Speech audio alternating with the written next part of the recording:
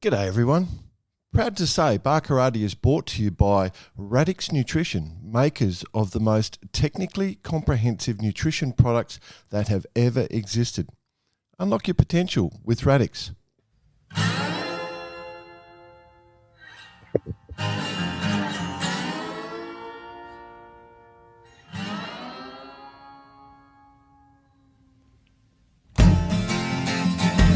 G'day listeners. Welcome to Barkarati the Sailing Podcast. My name's Jordan Spencer and it's that time of the week where we get to hang out with some really cool sailors. But of course I have to share the mic with my two idiot mates. So first off, let's welcome Mr. Brett Perry. Greetings, exalted one. BP, little flustered, mate?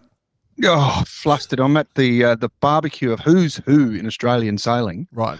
On the water at the harbour, and I've had to depart there to come here to do this wonderful podcast, which is fantastic. Yeah. But got caught in traffic on the way, and I've been sort of limited by time, and I'm getting myself all tangled up in my cables. Well, talk about tangled up. The other bloke, he's had a client breakfast. Client breakfast. So is that a euphemism for a hangover cure after a big night? That's what I think it is. But anyway, so he won't be joining us. Hey, just as we're speaking, did you see the WhatsApp just come up? No, haven't. It's perfect timing. I'll read it for you. Hang on. Yeah. Nick Bice Oz. Oh, trying to sell shit. Sorry, fellas. I keep writing who dis every time he sends a message now.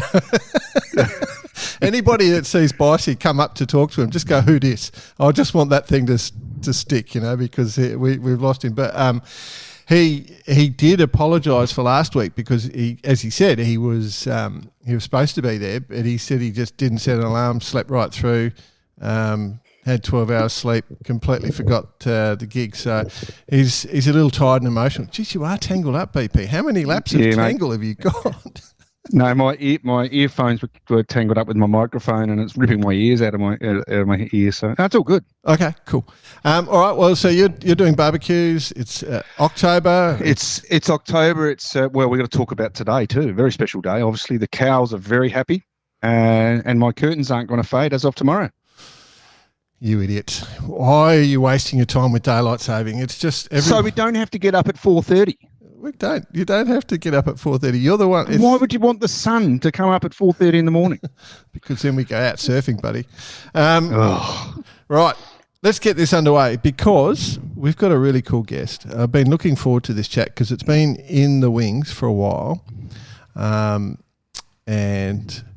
I'm just really interested. I suspect we're going to learn a lot. And we're going to have a lot of fun, and yeah.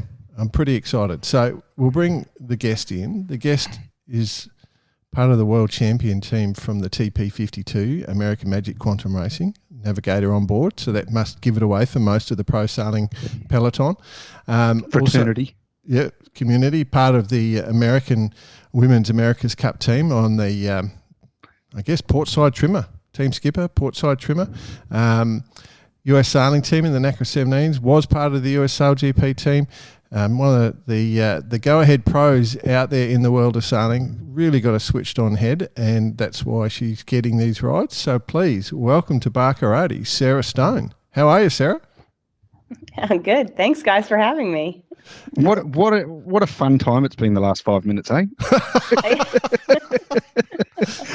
I'm looking at her and she's going, "Oh, what have I gotten myself into?" Yeah, exactly, exactly. Sarah, we always talk about pathways on Barkarati because so many people want to make it as pros or find the right pathway. Your pathway is completely different to most, isn't it? Like you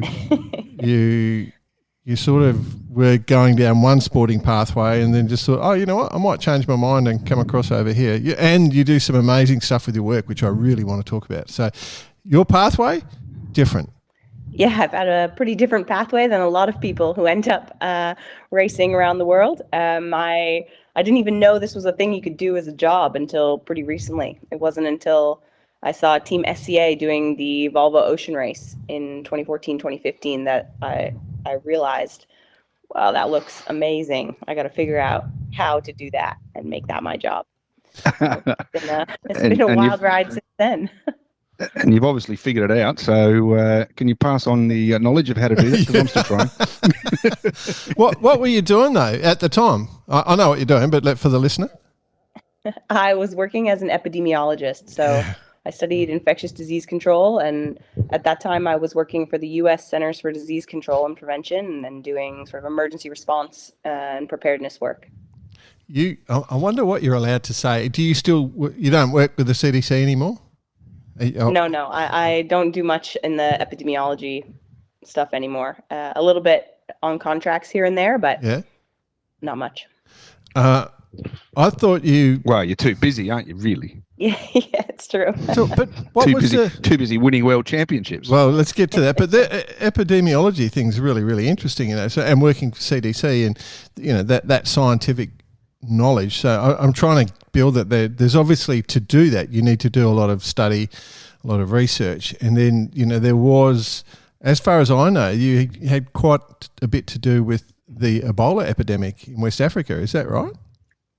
Yeah, I worked with the Ebola epidemic I worked basically in ports of entry in the US. So any travelers who had a history of travel or were a passport holder of a country affected by Ebola in the previous 21 days, when they were flagged as they were coming into the US, and then they had to be given a bunch of information and things like have their temperatures checked, and there was a whole protocol for it. So I was basically living in the Newark airport for a while, and checking all Didn't the they make a movie about living in airports?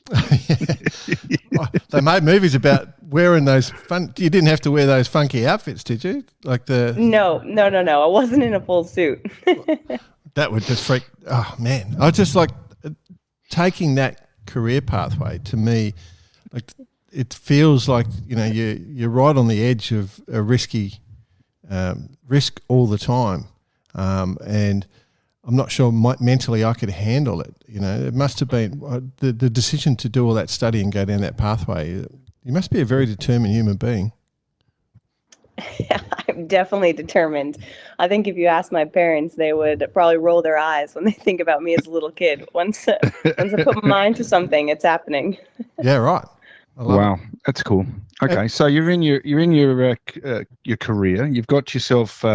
You'd be semi-settled. You're going, yep, this is how it's going to be, and then you've just up and shot. Off you gone.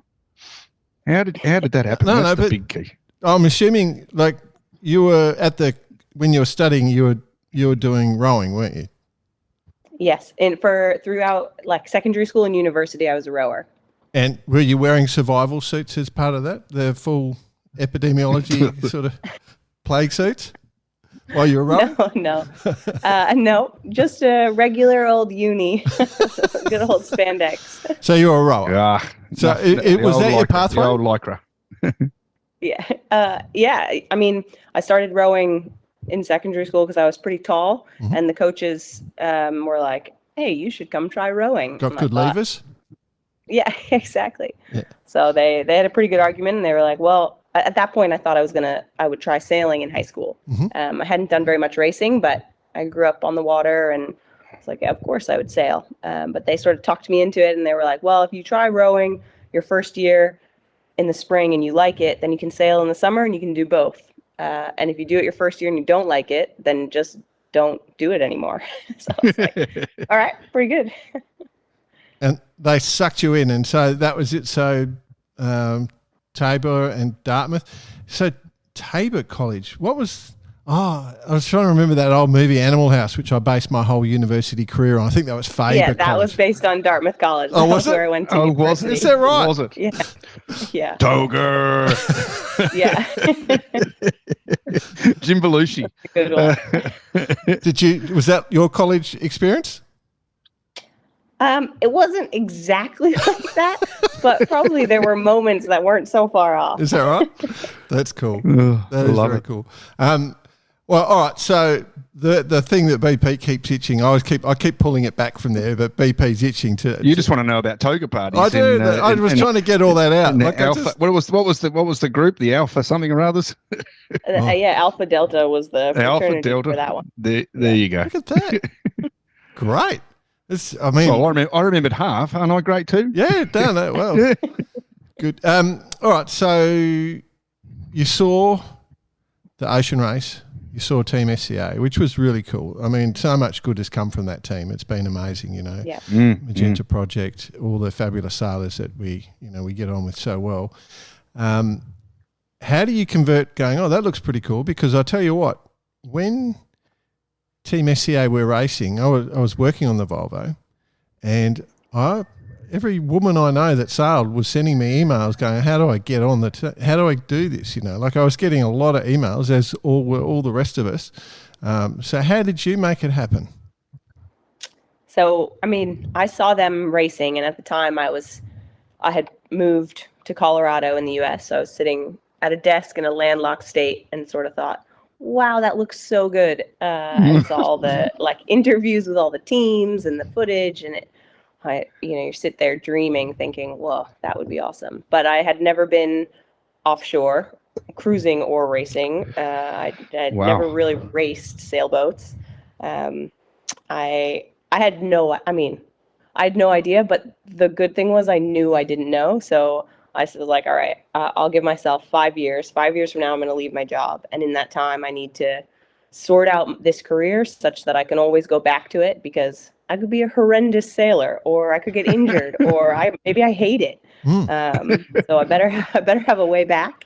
So I applied to graduate school, and I started basically researching everybody who was doing the Volvo at that time, and especially the women on SCA, and tried to figure out all right, what skills do they have? What skills do I have? Where does it transfer?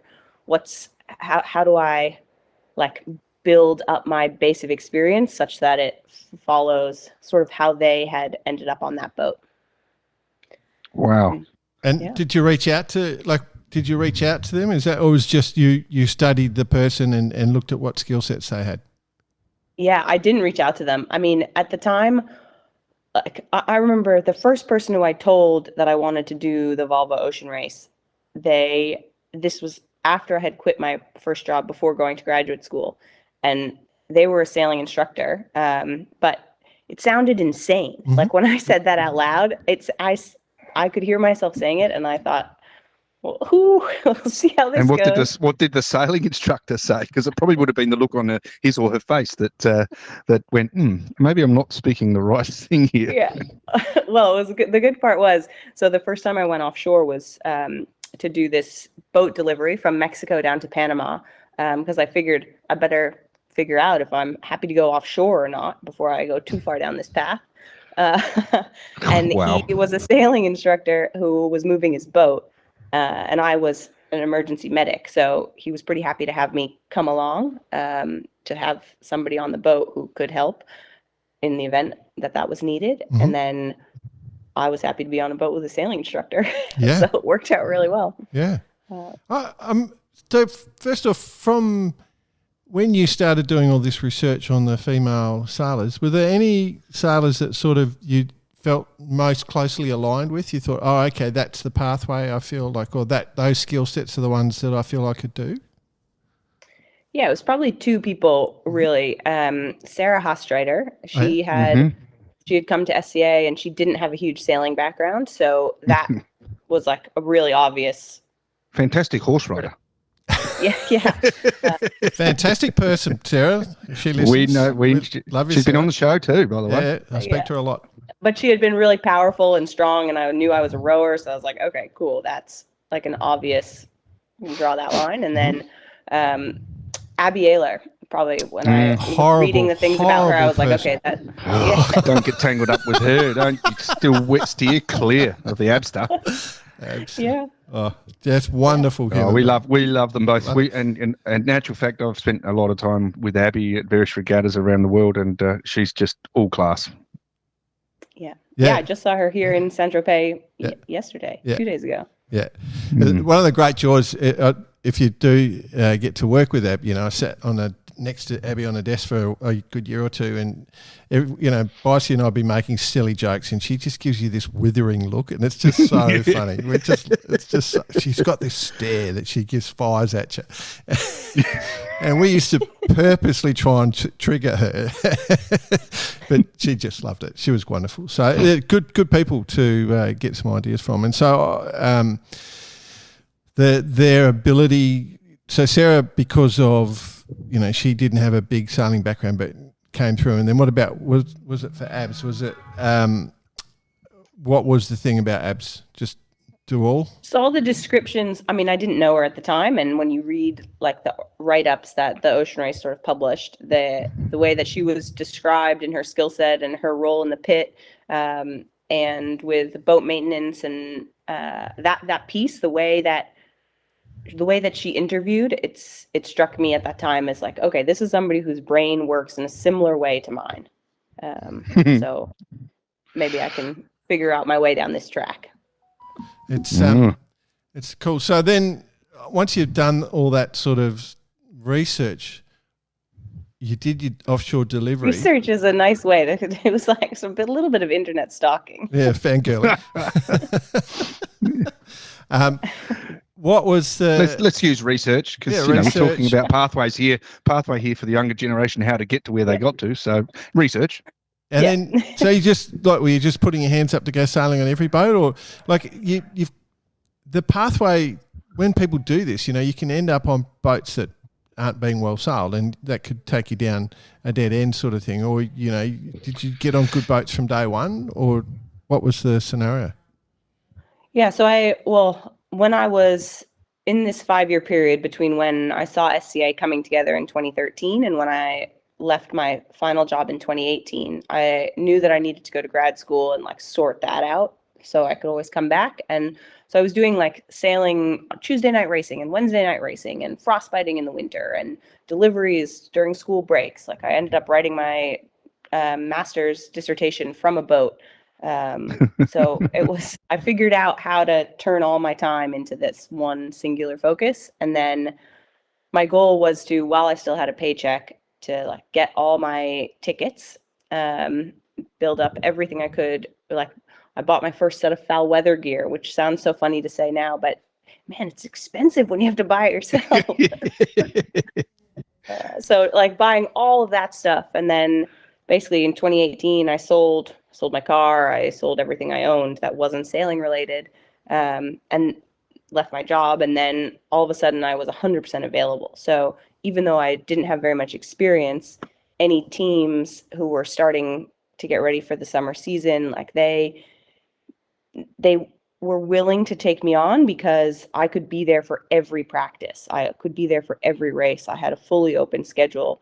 And they saw. Are we still talking amateur roles here, Sarah? Because you've quit your job. Obviously, you've come at this from a completely. I saved up as much as I could. yeah. This is my point. That you've found yourself in this position. Now you're in experience hunting. That's what you're doing, right? Yeah, for sure. And I saved up like everything I could save. I was babysitting every night, like whatever, to make some extra money on top of my job at the time, because I knew I was going to need some cash. I wasn't just going to waltz into pro sailing and be paid right off the bat.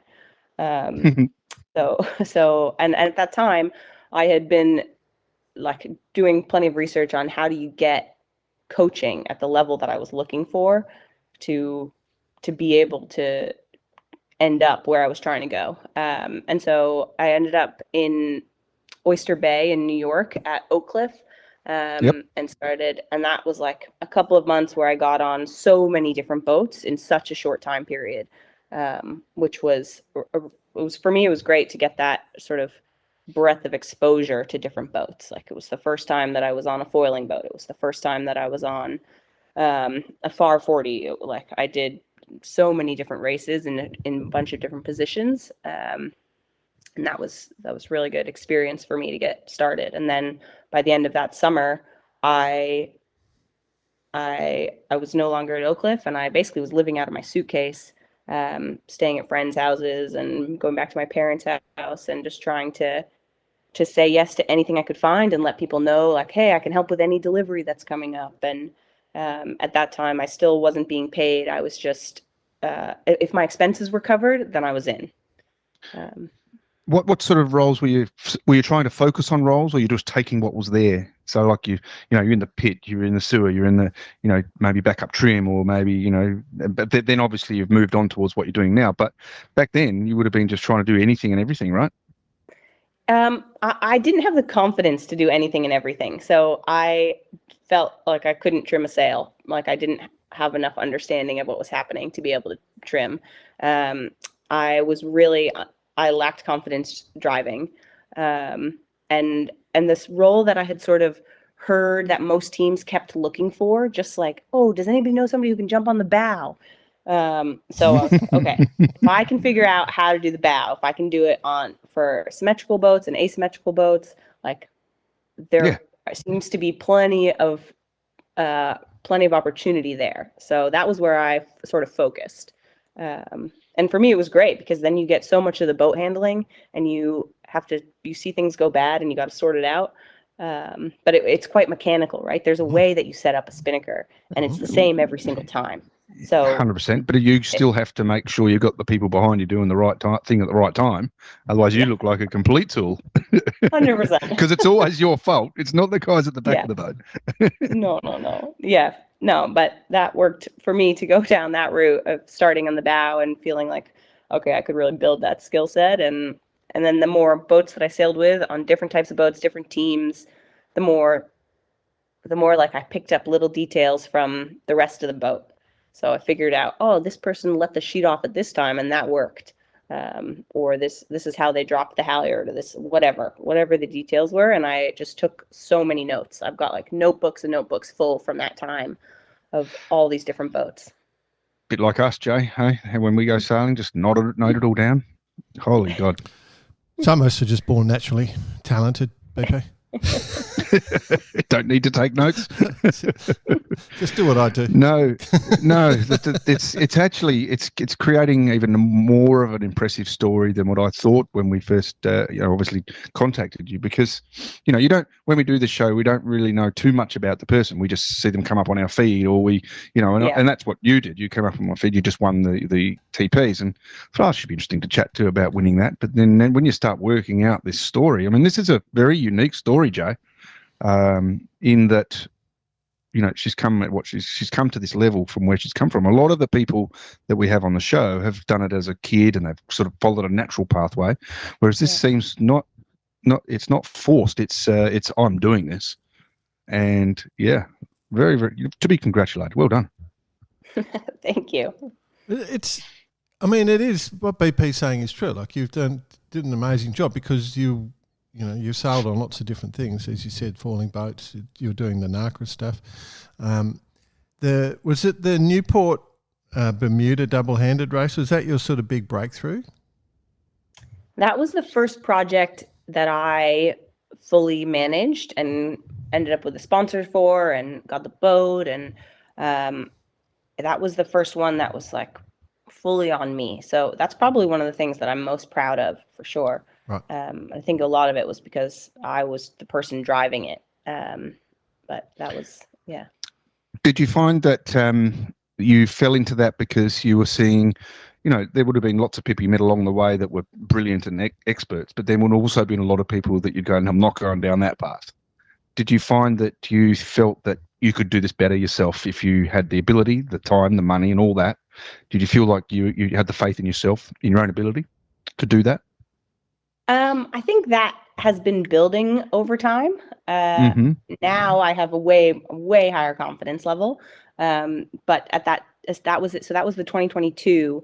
In that case, it was the Bermuda Newport double-handed return race. Yes. And I actually did the race down as a coach on a youth sailing team. But I knew that I loved offshore sailing and offshore racing. And at that point, most of what I had been doing was offshore. Bigger boat offshore. And that was also when they were chatting about putting in double-handed offshore to the Olympics. And at that point, most of the time when I had been told no for some position or role or whatever, one of the things that commonly came up was, oh, you don't have any Olympic experience. And welcome to all of our worlds. Yeah, for sure. And I was like, okay, Well, at that point, something like a 49er FX didn't jump out at me, but double-handed offshore, I was like, okay, I can, that makes way more sense with this path that I'm on. And I also trust myself offshore, like I know that I have a level of competence where maybe at that point, if I wasn't the fastest boat, well, I was going to finish the course and the boat was going to be in one piece and I was going to be in one piece and I could navigate and do all of that stuff. So I was happy to back myself offshore. And then it was a matter of sort of fine tuning that as opposed to learning something new. And one of the really cool things about especially the short-handed offshore racing is you get to do everything. You're on the bow, you're driving, you're trimming, you're doing all the nav, you got to know all the systems on board. You have to be the repair, you have to do everything. So it was I still really love that, but it's a cool way to build your skill set really broadly and pretty quickly. 100%. It's a big path that you've gone down. So you've now that you're moving into the pro world, you were on a team that you won the world championships, which is probably one of the, most competitive teams to get onto, that sort of American Magic Quantum Racing. We watched them this year. You guys were unreal. It was just pretty dominant performance. How did you become navigator for that team? It's a good question. I started racing with those guys as mid-bow, but prior to that, I had been racing in the U.S. Great Lakes TP52 circuit. Yep. So the Doug DeVos, who owned Quantum Racing, he has a 52 in the U.S., and I had been racing with those guys for, I think, 5 years at the time that I was first asked to join. Yeah, and that was the first team that I sailed with when I was first transitioning to being paid. Yep. So when I started sailing with them, they just covered my costs and I wasn't paid. And then over time, that dynamic changed. But I started as mid-bow and did that same position for quite a few years. And then there was an opportunity, after COVID, so many people got sick and they were missing practices. So I was in, it was Bayona in must have been 2021 maybe, or 2022. I can't remember, but a lot of the quantum guys had COVID and said they needed somebody to jump in and help them go for some practice days. So I was there and I was like, okay, great, perfect, I'll do that. So I went sailing with those guys, and that was the first time that I did any sailing with Quantum. And then the next year they asked me to join as mid-bow. Yeah, wow. So there's an obvious thing here. I've got to be careful what I say. Did you spread the COVID virus to advance your sailing career? Yeah, real strategic. No, you can't put that on me. Yeah, you can't hang that one on me. Okay, we won't. No. Yeah, no. Nice, thanks. It was interesting. But I was able to do some cool work during COVID because I was, at least as far as I'm aware, one of the only people who was an epidemiologist and also raced sailboats. So I could work with a lot of different teams and events to help them sort out their protocol to get sailors to be able to come do them. Because at that time you couldn't travel between states, between countries. So I worked with the Transpac race to help them get all their government approvals to be able to run the race and fly sailors in from all different places and have a whole protocol to be able to have that go off. It's the Commodore of the Mooloolaba Yacht Club, which is the one nearest me. She Tanya, she's a lovely lady, but I think she led the Queensland, or was quite heavily involved in the government response to that COVID thing. So I do have quite a bit of insight behind the scenes of how it was sort of that worst case scenario for a virus, because it was dangerous, really dangerous, but not dangerous enough to swipe out. It's not Ebola, And so people weren't taking it. People didn't understand how bad it was, but it was that sort of that cusp of being really bad. It's wiping out a lot of people, but most people thought they'd be fine, sort of thing. And she said it was so difficult because of that. Yeah, it's really difficult, and we do a really bad job communicating risk and how we talk about what is risk and how do you assess risk. Like, we don't teach kids how to assess risk. It's not like a skill that you really learn in school. It's a sailing skill, though, isn't it? Sure is. It's a pretty good transfer of skills from what I was doing to what I'm doing now. I use it all the time. Yeah, it's exactly it. It's that. The great joy of sailing is that it's mathematical in many ways, because you've got the geometry of the course, but then the whole risk calculations you're doing all the time. Like if you're doing fleet racing, a regatta, and it all is about, you're doing the maths all the time, and whether you realise it or not. Like it's very cool. Yeah, for sure, and especially in offshore, I think.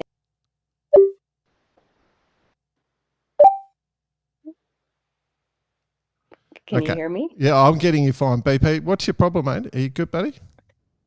No, I couldn't deal with you laying on your side while I was talking. It's okay. Cut back in. Fuck. You're just trying to make my job edit. Okay, so where were we? Your answer was about the risk, and you were giving me an example, and I can't remember what. Offshore. Offshore, yeah. So if you just kick in there and I'll edit together. I don't normally edit, but BP's obviously in a grumpy mood. We've had a shocker today. I'm in a grumpy mood.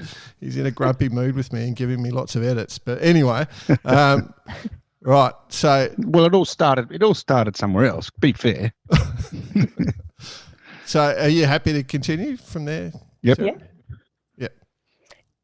Yeah, and it's definitely a skill that I use offshore as well, when you think about how hard you're pushing the boat and that you got to cross the finish line. So how you assess the risk in different conditions, and when the weather's changing, when you do your sail changes, and how you manage that. I think it's a big piece of the puzzle. Yeah. It's interesting. I don't think a lot of people actually look at it that way. Really? I think that's quite cool that you're actually able to, sort of say that in words. A lot of people just go sailing and push and push and push and try and luckily get to the end without thinking about what they're doing sometimes. Good point. Yeah. I don't. Is it really like? I reckon I spend every second of my sailing doing risk analysis calculations. I'm 100% the same. Yeah, like it's just okay. If I do that right, you're just running scenarios the whole time. Like looking at this, right? Boom, boom, boom, and it's not just down to tactics. It's down to, like, when you're offshore, it's suddenly, as you say, Sarah, it switches to, when you're offshore, you're switching, like, okay, what's those clouds mean? What's coming up? Where's my safety gear? Is that person going to be capable? Do I need to switch them off that position into this position? Like all that analytics suddenly expands. It's how you run a team as well. And so from a fitting your role in that situation, when you're on a TP52, which is everything is quite really strongly role driven, that navigator role, quite influential. So how do you rank yourself, like, in terms of on the team? Because, you've got the tactician, you've got the helms, you've got the trimmers, you're as a navigator, you're providing that information straight to the tactician, really. That's the role, isn't it? Yeah, it's a lot of it's troubleshooting, right? Like, if the instruments go out, figuring out how to get them back up so that everybody has the numbers that they need and want at different points around the course. You could give BP some tips with his phone, perhaps. Start by getting your cables untwisted. Well, you can see I'm not a TP52 navigator. That's it. I'm the trimmer guy. I'm okay with rope. Rope's fine. It's that electronic stuff that I lose the plot with. Yeah, no, it's interesting to, like, have access to all the data all the time, and then it's my job to pick out what is going to be important to tactician, but also the other guys around the boat. Like, the bow team needs different information than the tactician needs, because it sets up their timings, and like figuring out when we go deflectors on, coming into a bottom mark, like all those details. I can help the team perform if I do a good job giving that information. Can we just take a step back here first for a second? Because we've jumped from obviously your time in the States on the TP. Now you're representing the quantum racing, or were representing the quantum racing team, obviously with things to come in the future, which will be awesome. But you've taken on this role of navigator. At what stage did you actually get that level of experience? Because the navigating role, as you just said then, is absolutely crucial. It's not something you just go downstairs and turn on a computer and go, oh, by the way, guys, you've got to pull the deflectors. You got to pull the deflectors on in 3 boat lengths, and it's 1 and in, by the way. Like that doesn't come like that. You've got to know exactly what's going on. So that's a whole learning experience in itself. Yeah, it's been a big learning curve this year for sure. So last season on with Quantum, I was still mid-bow. And at one point I jumped in to do the navigation role for one day because I knew how all the systems worked from offshore sailing. Like I knew we run Expedition to run our starts, and I knew how that program worked. I knew enough to be able to click around and get the job done. And then actually the information that you're giving in a start sequence, for example, is not that dissimilar to the information that you would give in like an America's Cup, like the AC40s for the Women's America's Cup. It's pretty similar stuff you're talking about as you're coming into your starting pattern, where your times are, where you're located, where are we on the line with attack, how much time do we have to kill. So it wasn't, that piece wasn't all new, it was more putting it together. And then it's refining and working, at least over this season, working with Terry Hutchinson and figuring out what he wants, when he wants it, and trying to be able to deliver that before he has to ask for it. Yeah. I just love it. I just love this talk. It's just so good that you're able to transition into that role, and you've obviously done it very well. I mean, that's, now having that result under your belt, even though you've got all the years of what you've done, having that result under your belt is a flag for me for, a big future. Yeah, for sure. It's cool to win a world championship for sure. And it was pretty cool to be the first woman to ever win it as a navigator. So I'll take that. There's not many gals out there. Yeah, that's cool. Well, that's it. That's why you're here. I'm interested, because you're in one of the cutting edge racing series in the world of sailing, and it's a very technically driven boat. I wonder if I don't know what navigation systems and electronic systems you run on your boat, what packages you're running, but you would be seeing the latest of everything, and you would be obviously the designers and engineers that are creating new ideas. I'm sure there must be a two-way. You're not just getting new equipment on the boat and then just operating it. You would be actually able to go to the people that are putting it together and thinking out what the next solution is, I'm guessing. Yeah, I mean, not so much this year. Like the boat, I stepped into a boat that was already built and established and already had systems, and there were some things that we refined over the year. But mostly it was making sure that it worked, that all the sensors were reading as reliably as possible every day. And that is not to be underestimated. It's unbelievable how many days you go down to the boat, you turn it on, and something new isn't working. And you're like, how could what has happened in the last 4 hours to screw this up? There's always a little monster running around somewhere. Yeah, it's the same with my trailer lights. Sure. It's when I'm trying to move my dinghy, the trailer lights never work. Yeah, exactly. But if I were, there were things that I realized that would be nice to have if I were ever in a position where I was helping to put a new boat together, or if I had the opportunity to give feedback on a rebuild or a refit or whatever it may be. For sure, there's some things. Wow, I'm totally impressed. This is so cool. So and I'll go back on it again. From where you've come from to now, I mean, it's just huge amount of knowledge you've gained. Yeah. Oh yeah. Huge. The other thing, probably got a slightly bigger brain than us, Jay. Though I couldn't filter it all in that quick. It's taken me 30 years to get to where I am. Everyone's got big brains, BP. It's just different. They all operate differently, and that's the great joy of being humans. That's why it's good to have a team, because you've got people who are got different skills, and you're better because of people doing things differently. So I don't have a team. Yeah, you do, bud. You do.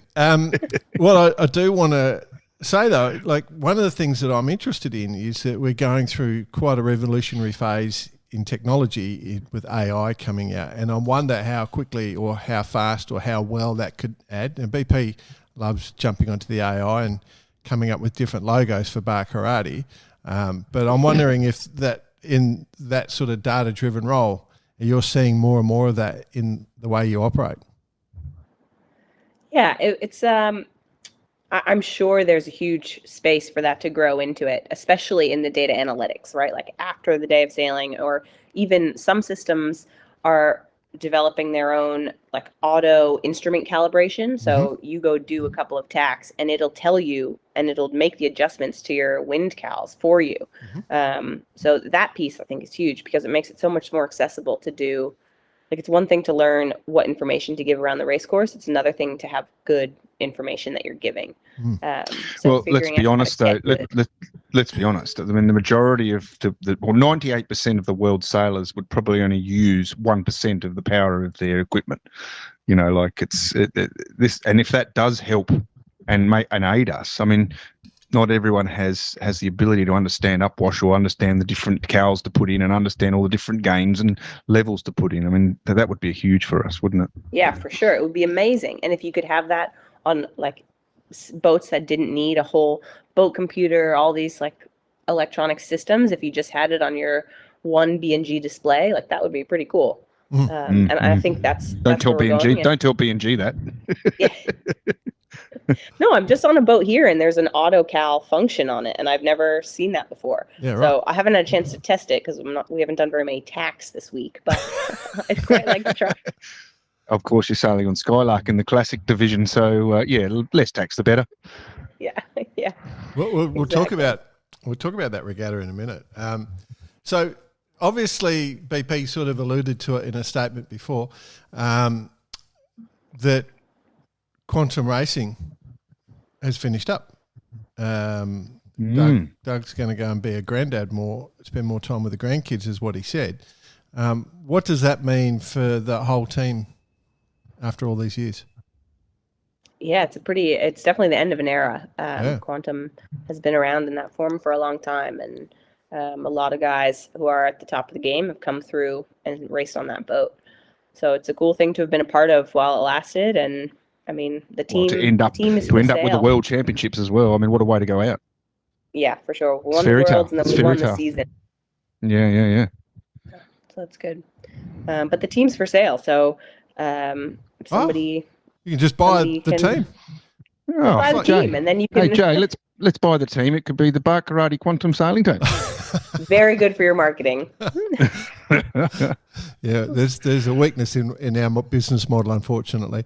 Yeah, right. So because I know that TP series, there's a couple more boats coming in next year, from what I understand. So the Quantum team drops out, but as you say, it's for sale. So the boat's for sale, and the crew go with it. Is that what you're saying? Potentially. That's one of the things that they are trying to offer to a potential buyer, so that if somebody wanted to buy the team and they didn't already have a whole 52 crew and shore team lined up, that they could sort of step right in and be ready to go. And I just had a funny thought, Jay. What we'll do is you can type in Bar Karate in the voucher code and you'll get 10% off.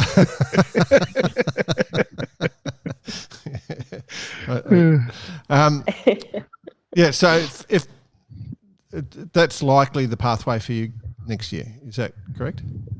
Potentially. It depends who buys the team, and then it also depends if they want to keep the whole team or not, or if they have a few of their own people who they want to bring in, people they've sailed with in the past. Who knows? It's next year's open. We don't know. We don't know where it's going to go yet. Well, there's one thing for sure. I don't think you've got too much to worry about. There'll be something that comes up. So it's a good position to be in. That's it. So what would if you're not doing 2Ps next year, what would you be thinking of doing?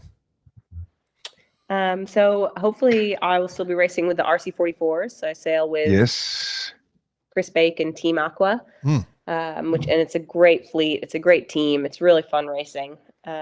So sail with those guys, and I also race with a Ocean 50 trimaran that's based in France. So we've got another season with those guys. So there's a few things on the calendar, and then plenty of time left to fill. It's exciting. What about the Cup? still tied in with that at all? At the moment, it doesn't seem like American Magic's going to go again. Right. So I don't know.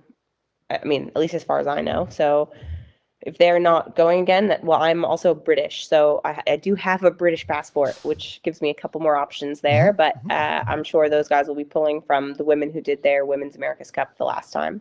So we'll see. Hannah looks pretty pregnant last time I saw a photo of her, so she was. There's things like that to occur. Yeah, exactly. All right. So, and of course, you're in Saint-Tropez where Mr. Bice is at the moment. Tell us what boat you on. BP told us, but from the horse's mouth. Yeah. So I'm sailing on a boat called Skylark of 1937. It is a classic, a Bermudian yawl. So there's a lot of beautiful varnish work and bright work, and it's a totally different game than the TPs where we were last week. Yes, it is. It's good. It's a couple guys from the 44s. I actually do know the boat because I did 4 vols myself on 7 Seas of Porto, which is a 1936 boat. So there you go. It's a wonderful class, but as you say, it's a different sort of attitude. Yeah, it's a totally different game. The boats are amazing. It's beautiful to see, but it's a very different pattern of racing for sure. What's the regatta been like so far? It's been pretty light. I think today it could be a little breezier, depending on whether they start us on time or if we're delayed. But it's been last day today, right? Yeah, today's the last day.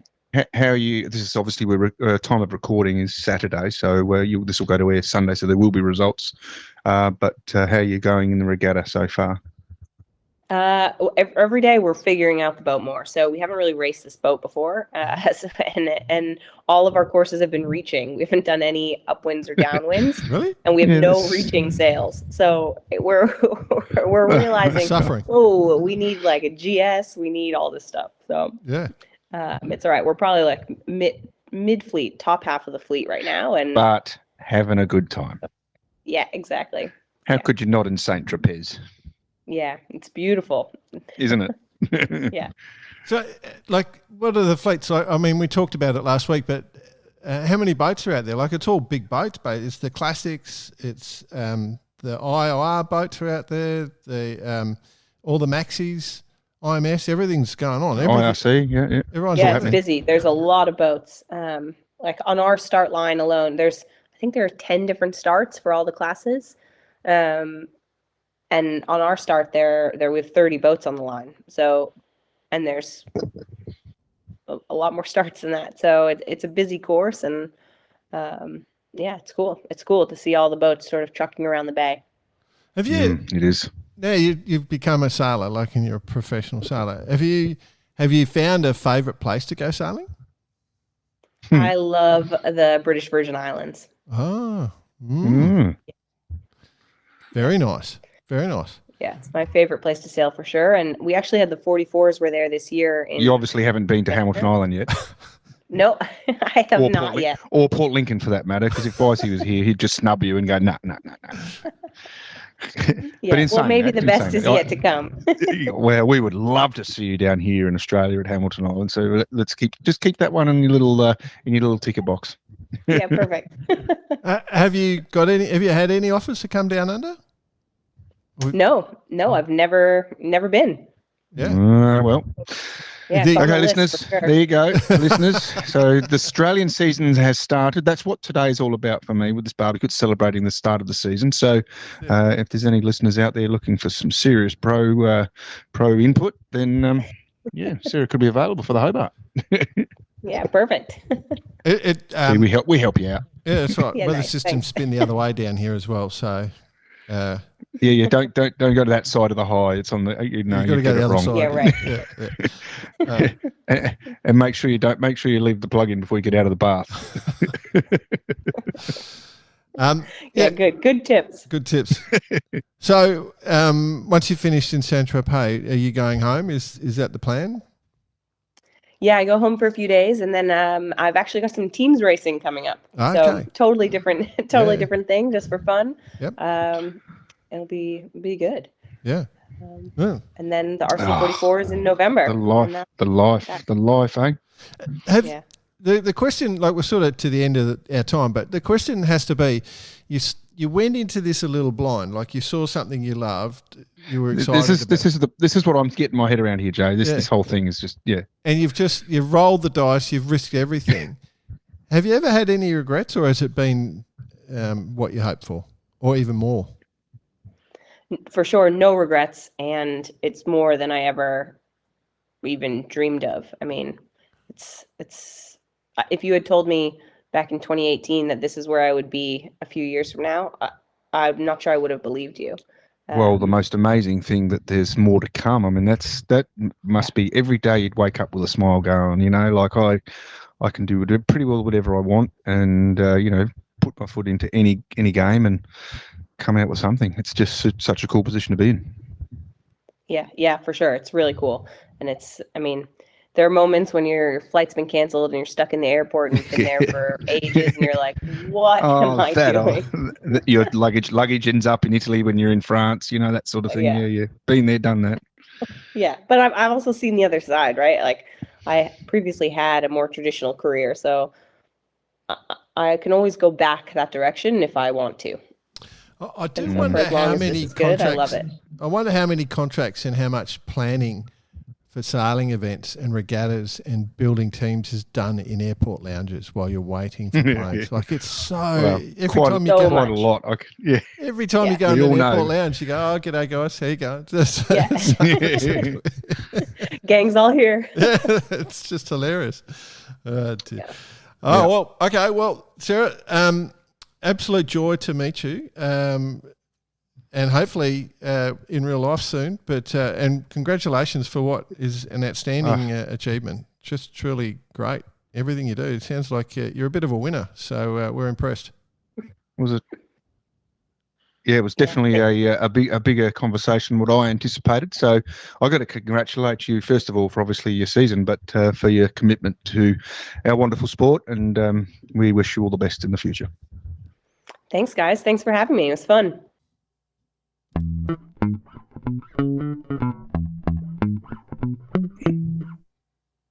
Well, you know how many times we say it, we bang on about pathways and we bang on about trying to understand how people get to where they get to. What a cool story. It was actually better than I anticipated.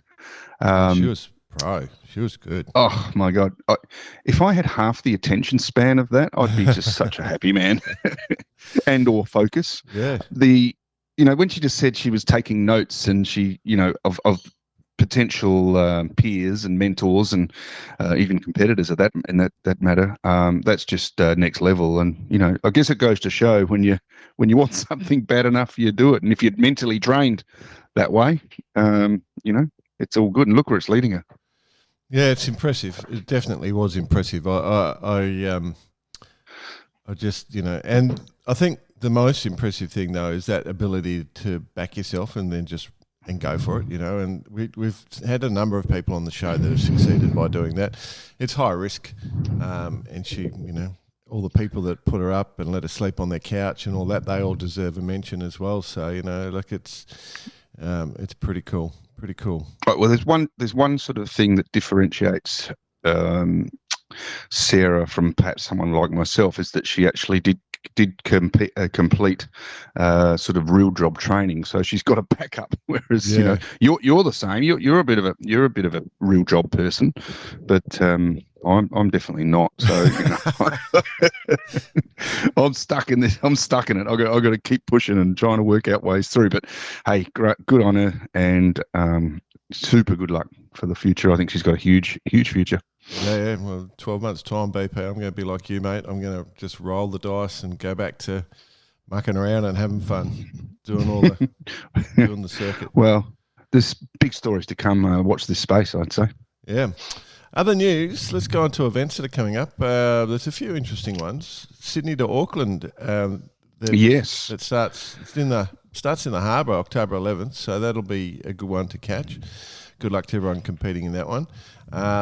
It is this weekend and next weekend, it's down under opening days. All the yacht clubs opening up. That's a big time. There is, and kind of what I was talking about in the intro, how I was a little bit distressed because it was sort of an opening weekend celebration. Yep.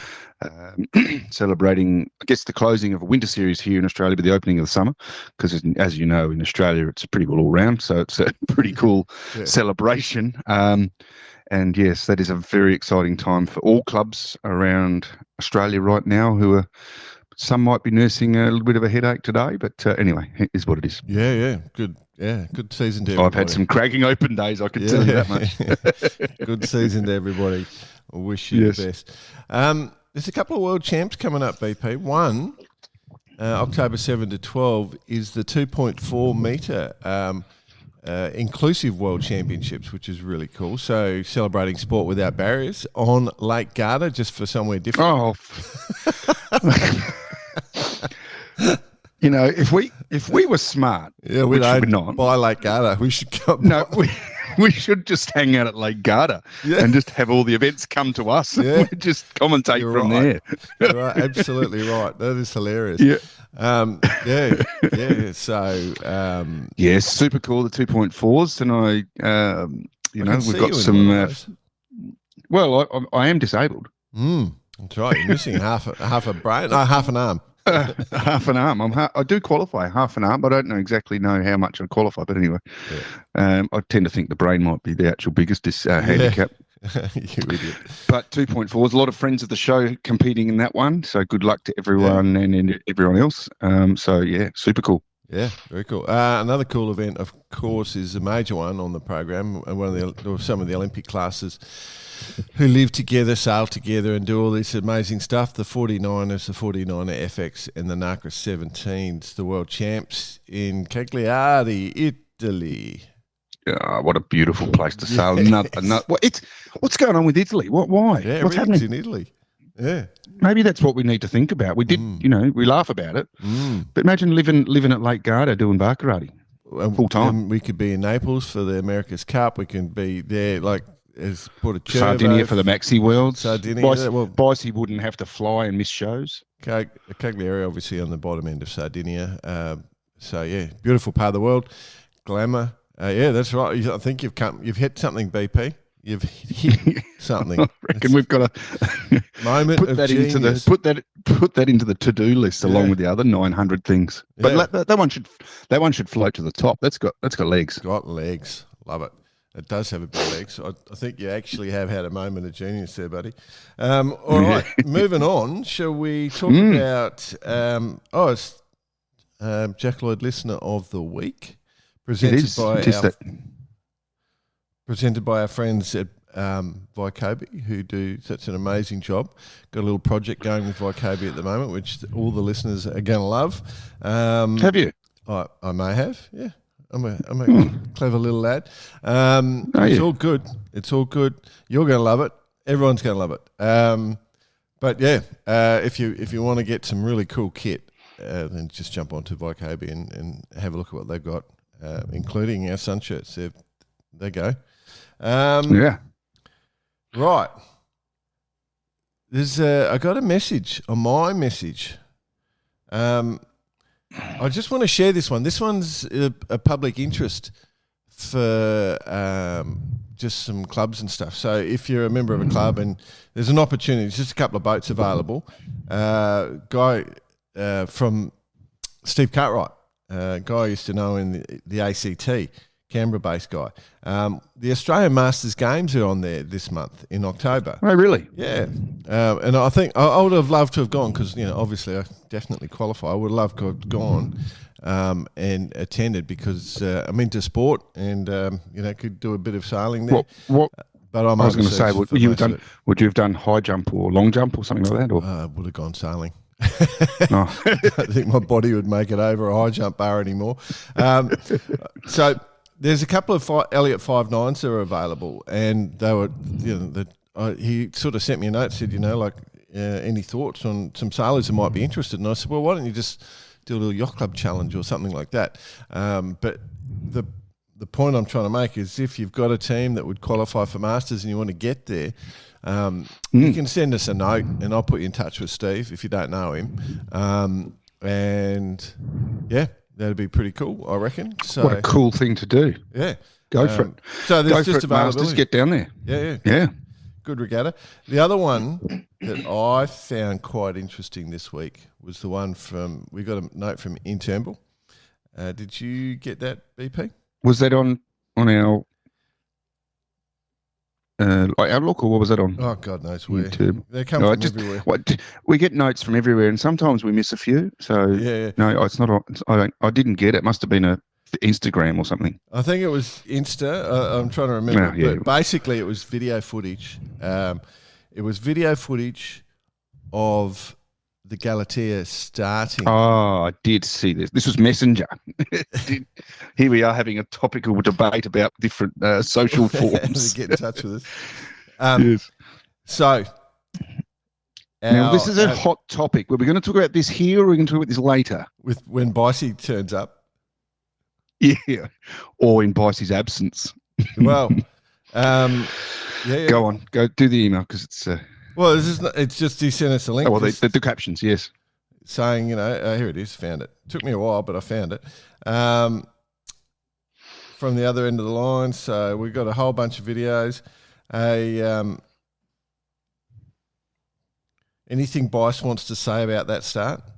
A little bit of bit of start line coaching there. I think, basically badly positioned and then sort of got not sure and then it got too late and then they got wedged. If you haven't seen the video, there's a boat sitting on the committee boat in line Galatea to windward of that and then tried to duck down and go between them and the committee boat and there was no room, a lot of damage done. So, but it would be more fun if Bice was here, I suspect. Well, look, there's two things we have to do here. Is obviously, first of all, say it was a racing incident. Apparently, the daughter was steering, so there was a little bit of a shake-up, which is fair enough. And these boats are, multi-millions of dollars of equipment. So yeah, there's that side of it. But I can't let Bicey off the hook. Look, I was going to say, Bud. I was sitting here going, gee, how magnanimous has BP been? Because we've been giving you grief for so long about that Hobart start.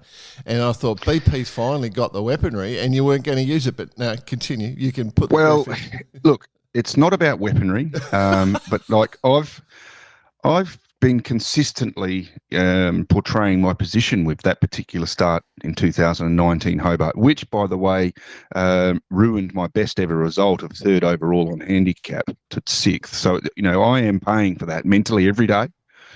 And this kind of frees it up a little bit because, all the while I've said it was definitely not a port starboard, it was an easy cross, and I was in the pit anyway. So what the bloody hell do I have to do with it? So Bicey, were you in the pit too? That's right. How much option did you have of where you were? And if not, it's going to be officially as of now, Bicey the Barger. Yeah, love it. No sympathy. Love it. No sympathy. Especially, I'll tell you why I've got no sympathy, because you know how we're doing this record, my friend, and we're without Bice again for another week, which is a shame because the show's definitely better with the three of us.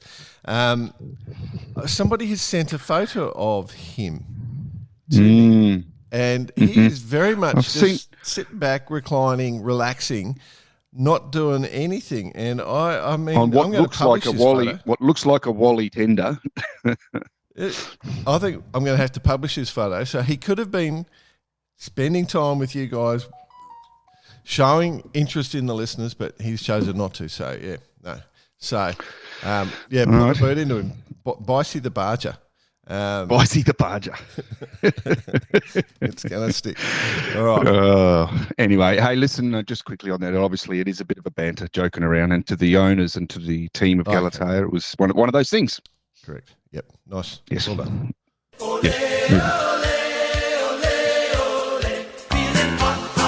It's hot time with Bike. Yeah, no comment.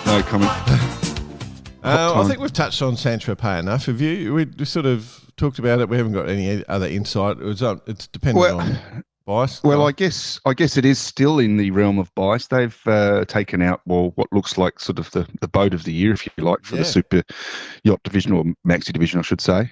So, what a fantastic achievement to the team, and congratulations to the owners and all of the team on Galatea who've had a fantastic season. Obviously, world championships, and also recognised as the boat to beat. Well done, Mr. Bicey the Barger.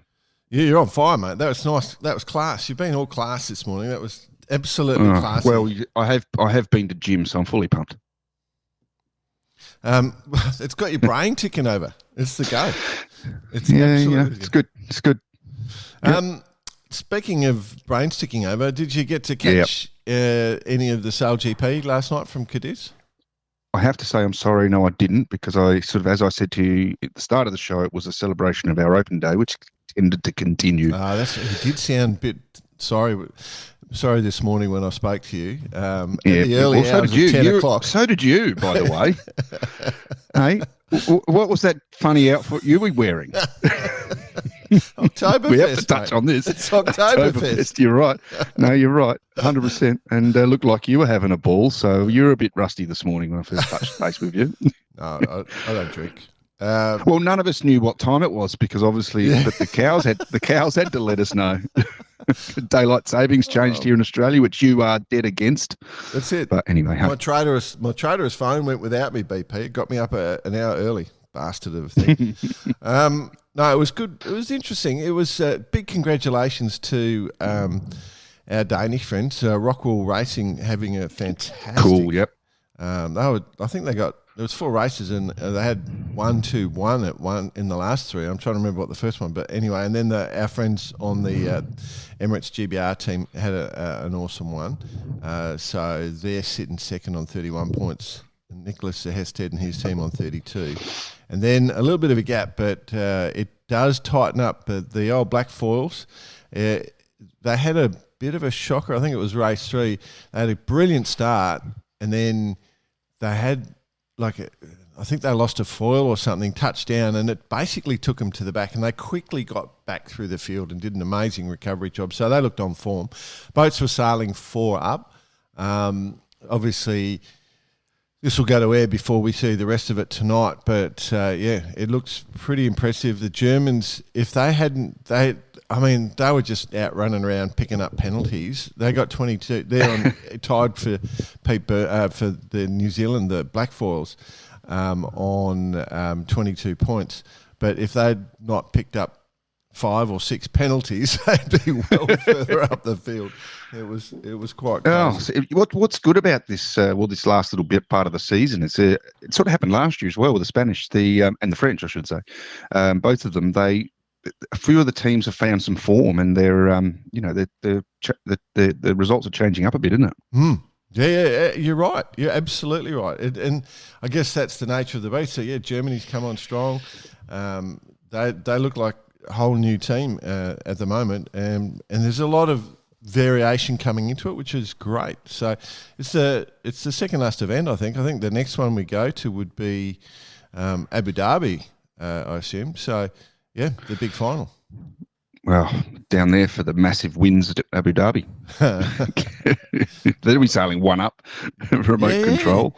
Yeah, it has been a weird season. Like the Northern Hemisphere does not seem to be having much wind at all. And to prove that, the offshore double-handed world champs, they had the final. Done and dusted. But they were throwing anchors out in the middle of the race. So was that, well, I mean, let's talk about location for a start. Solent, if you've got less than 4 knots of wind, at some point you can be going backwards. So, look, a huge result actually. If we're jumping to that, we finished with the Sail GP, have we? Or was that a segue? Yeah, that was. Yep. Did you like it? So the format was pretty cool. Raced, of course, on the Sunfast 30s or One Design 30s, however you want to call them.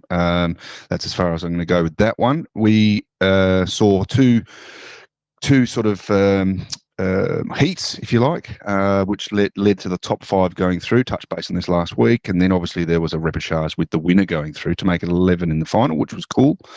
And in the end, it was taken out by The French. Yeah. Of course. So the French. The times were so tight. It was so close. Such close racing. A bit exhausting. I'm guessing, BP, that the winner had the new V10 breakfasts from Radix. I wouldn't be surprised. You know, like the top three. I mean, don't have the cruise name for the French team. Thea Kelif, if that's how you pronounce it, came in with the win, but she was definitely a Radix contender, no question. And then we go to the GBR in second. Now this could be straight out of Harry Potter and the movies. Zeb Fellows and Willow Bland. I mean, that's just a cool couple of names. We have to get them on the show. Yep. And would you believe Uruguay in third? I would. Good sailing nation. So, Dominique Nupel and Federico Waxman. There we go. That's very Uruguayan. Yep. New Zealand in fifth, Norway fourth. Norway fourth, New Zealand fifth, Germany sixth, Canada. Nice result, seventh. Australia in eighth with our one and only Lisbot and Lincoln Jews, and GBR the second team in ninth, Netherlands, and followed in by the Swedish team. So good bunch of results. I'm sure the regatta was a success, and good format and thoroughly enjoyed by all. So well done to all competitors. Yeah. I hope it grows. I mean, they've got 12 boats, so I'm guessing the next time you do it, there'll be more waves as more teams nominate.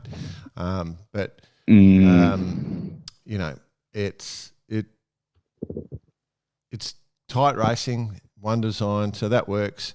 140 miles. We all know. If it was done in bathtubs, you'd sail in them.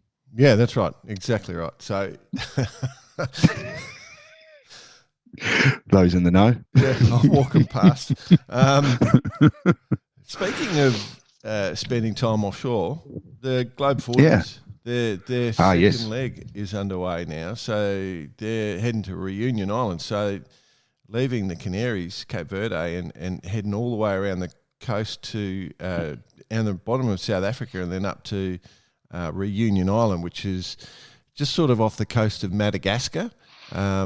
It used to be a really good surfing spot, but it's pretty sharky. Like a lot of people got hit there, so I don't think they actually allow you to go surfing anymore there. But really, yeah, it was a really bad run for a while. But that class, or the Globe 40s, all underway racing around that. So they've got obviously that big St Helena High will be sitting there waiting for them. So they'll head all the way over towards Brazil, east coast of South America, and then back and across underneath around the bottom of Africa, and then up to Reunion Island. So what a challenge. I mean, could be worse places to sail, I suppose.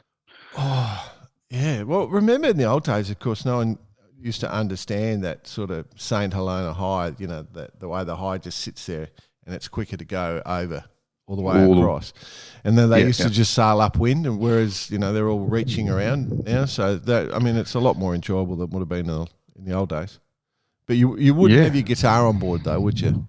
Whereas in the old days, you would. Might do. Do you have your guitar? And a fishing line. Oh, dear. I could see what's an ocean race without catching a fish? I honestly think if we did a race together, bring back the fishing.